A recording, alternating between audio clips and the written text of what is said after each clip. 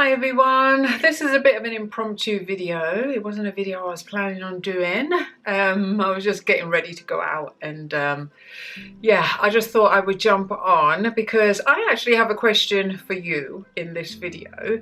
What do you do when you feel like you want to quit on a dream that you have had for a long time, but you feel that the end has come for this dream? You can't see anything happening. There is no breakthrough coming. You've tried everything. You've exhausted yourself with trying to make this vision and this dream come to pass.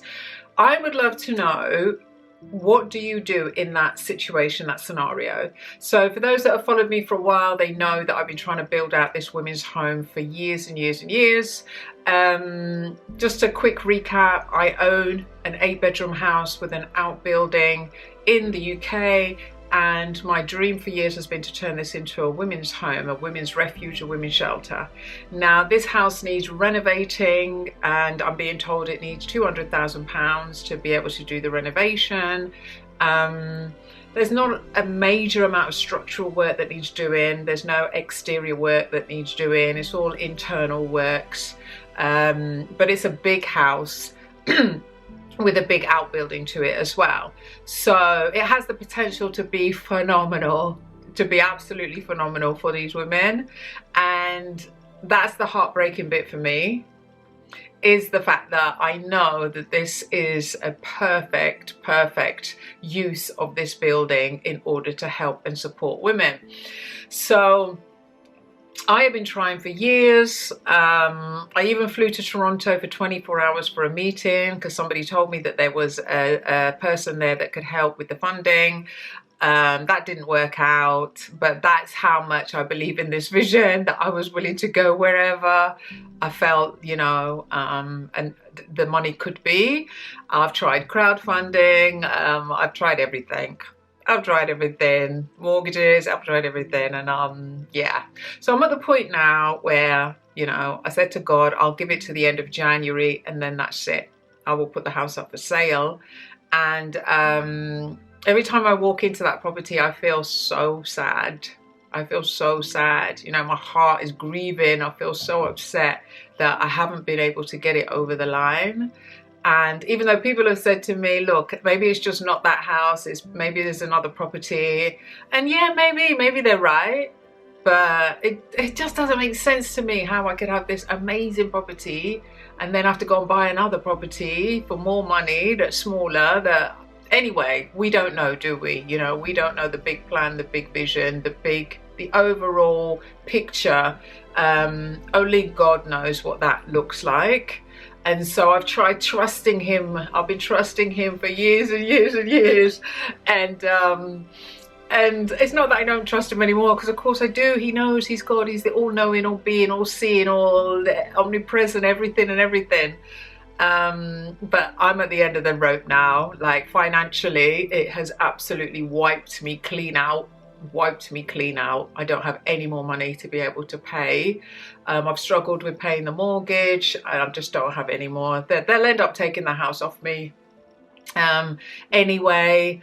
And yeah, really heartbreaking. Like, I'm trying to I'm trying to keep smiling. I'm trying to keep a brave face on it. My friends know that I've cried a lot of tears over this house. We brainstormed until we are blue in the face to try and figure out this property, and we just can't. And so I have to admit defeat and admit that I just, you know, if by Friday there isn't a major breakthrough, I will just let it go. But until Friday, I will speak life. I am going to keep believing, because I know in the blink of an eye that God can do anything within 5 minutes, let alone within days. So my question was, you know, how do you, I would like to know, I'm always sharing my thoughts on this channel, but I'd like to know your thoughts on how do you get through situations like this where you feel so defeated, you're at the end of the end, and you just don't know what's the best way forward. You know, I've made a decision, and you know what, I'm kind of at peace with the decision now, because I feel like I've done everything, I've exhausted everything. Nobody can say that I haven't tried, and the Bible says that faith without works is dead. So I know that I can stand in front of God and say, I tried. I tried my best, people. I tried my hardest. I did everything I knew to do. And maybe it's in that. Maybe it's in that you know, it's maybe it wasn't for me to try that hard. Maybe God just wants to show up and show that He's God, and that He will do the miraculous regardless. And that it's just a part of the testimony, so people can see that when your back is against the wall, when there is no other way, He is God, you know. And I've heard it many times with many testimonies, but you know, when you're in the middle of it, you're like, well, we know He is able, we know He can do it, and we know He does do it, but will He do it? Will He do it for me? Will He do it for you? Do you know what I mean? So yeah, I kind of like just wanted to jump on today, because I was just thinking about it as we get closer to Friday, that, you know, like those that know the story know that I've got an ex-partner that I bought the property with, that's on the mortgage.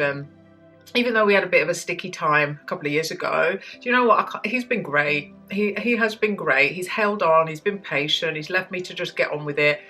I can't fault him. I can't be mad at him. I can't say anything bad about him. He's been phenomenal, but this house is a problem for him too, major problem for him too, and he needs to come off this mortgage. And yeah, it's just giving problems all the way around. And yeah, it's just hard, because I believe I heard what I heard. You know, I believe I heard that God said this is what it's to be. And all the people, I had a charity come and look at it a couple of weeks ago, and they thought it was phenomenal. They're like, this, but they can't do it right now. And yeah. So yeah, I appreciate your prayers. I feel at peace that if the house has to go, it has to go. Life is too short to be crying and depressed over a house. So I get that too. And the thing is, it's not a house that I want and I need, and I don't need an 8-bedroom house in you know, I don't need this house. I live elsewhere. This house is doing nothing for me personally. I've just tried to hold on to it for these women, you know, that need it. I hear stories of people that need properties and housing, and women that need somewhere to go with kids. And it was a part of my story as well, because when I was 5 years old, I was put into, my dad was abusive to my mum, and we were put into a children's home at 5, and my mum had to leave London to come and set up elsewhere. And then a year later she came and got us. And you know, and I had a situation with having a nervous breakdown 20 odd years ago, where I had to leave London again as well. Luckily I could go and live with my mum, but not every woman has somewhere to live, so or has somewhere to go when she's trying to, you know, flee a bad situation. So that's part of the reason why it's been on my heart to do it, because it's my story, it's my family's story, it's many women's story. It's many women's and men's, don't get me wrong. I know men can have this issue as well, but it's generally a female issue. And I know, I feel it. I've been through it. I know what it's like. And it's interesting, the whole football side of it, because I was born in Wembley, next to Wembley Stadium, and we used to hear the football games and things. And I've always felt with the women's home that potentially my money is in football. You know, there's a millions and millions and billions in football, and the money I need to build out these women's homes potentially is also in football.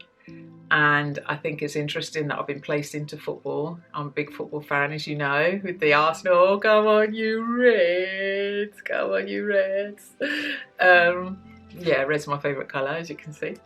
And so I think that there'll be an interesting twist in the whole footballing world, because you never know. There may have been a player that was in a women, you know, got his mum had to flee, his dad, and got taken to a women's refuge and a women's home, and football was his outlet, and you know, would be interested in giving back and supporting the vision.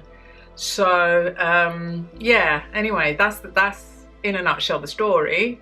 But I just wanted to see what your thoughts are on how do you deal with these kind of situations where you have a dream, you have a vision, there's something that you desperately want to do and desperately want to succeed in, and you just can't. It's not working, it's not happening. I'd love to know how you get through times like this, because obviously I've got my faith, which keeps me strong, and my friends, and trying to change the mindset, trying to change the perspective, trying to look at it a different way. So there are things that I'm doing, and I know that, you know, sometimes things just don't work out in life, you know, and you just have to keep going and keep crack-a-lacking, huh? So, but I'd like to know your thoughts on it. You know, how do you overcome your situations when they don't look the way you want to look? So leave me a comment down below, let me know, share, because I'm sure all of us are going through different things, we're in different seasons, and there's some things that can help us all. Because yeah, I would love to know, what do you do when you're going through hard times? What helps you get through it? Let me know. Leave a comment down below.